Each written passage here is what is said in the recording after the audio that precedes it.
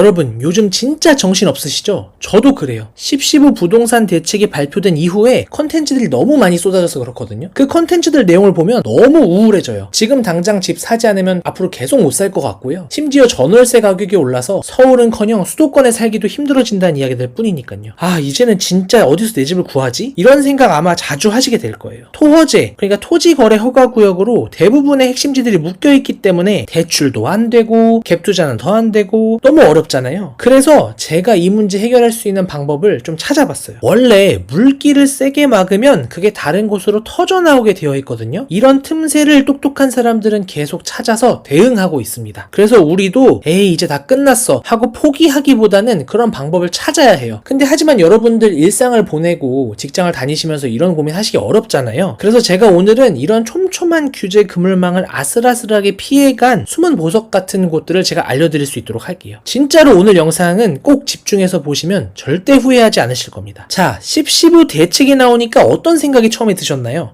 이제 서울은 끝났구나. 어쩔 수 없이 경기도의 비규제 지역으로 가야겠구나. 이런 생각 드셨을 거예요. 그게 바로 풍선 효과를 만듭니다. 서울을 꽉 누르니까 그 주변부로 돈이 몰리는 거죠. 그래서 빠르게 움직이신 분들은 이미 단기적으로 약간의 상승 효과를 보셨을 거고요. 앞으로도 이건 꽤 이어질 겁니다. 하지만 우리의 입장은 좀 달라요. 아무래도 저희 구독자분들이 좀 소심한 면도 있고 고민이 많으신 편이다 보니까 움직이기가 어려우셨을 거고요. 무엇보다도 저희는 급지와 입지를 되게 중요하게 생각하는 사람들이잖아요. 그러니까 경기도를 가는 게 맞아? 라는 고민을 하실 수밖에 없습니다. 그리고 저는 어느 정도 이게 합당한 고민이라고 생각해요. 왜 경기도의 일부 지역은 규제를 하고 여긴 하지 않았을까요? 분명히 이유가 있을 거거든요. 비규제 지역 안에 좋은 곳들도 분명히 있습니다만 잘못 고르면 문재인 정권 때 노도강처럼 조정장이 왔을 때는 먼저 떨어지고 반등장일 때는 나중에 오르고 이런 불편한 곳이 될 수 있고요. 그리고 또 역시 이미 확인하셨을 부분인데요. 반등장에서 트렌드가 바뀔 수 있거든요. 그 트렌드가 바뀌면서 내가 이번에 선택한 지역이 소외받을 수도 있습니다. 지금 나도 조급해서 따라 들어갔다 나중에 하락을 맞으면 얼마나 괴롭겠어요. 그리고 급지뿐만 아니라 실거주 만족도도 지금 세대들은 매우 중요시합니다. 입지도 포기하고 인프라도 포기하고 출퇴근 시간도 뺏기고 이러면 너무 힘들잖아요. 그리고 그런 와중에 갭 투자하면 좋긴 좋거든요. 갭 투자를 하면 내가 직장에 가까운데 따로 살 곳을 구하고 좋은 곳에 자산을 넣어두고서 상승 효과를 볼 수 있으니까요. 그리고 이게 얼마나 좋은지는 우리 정치인분들이 이미 직접 증명해주고 계십니다. 그래서 서울 토허제 구역 내에서 갭 투자가 가능한 예외 조항을 찾아봤습니다. 예외 조항 아주 심플합니다. 상업 지역에 있는 대지 지분 15제곱미터 이하, 주거 지역에 있는 대지 지분 6제곱미터 이하의 곳을 찾아야 됩니다.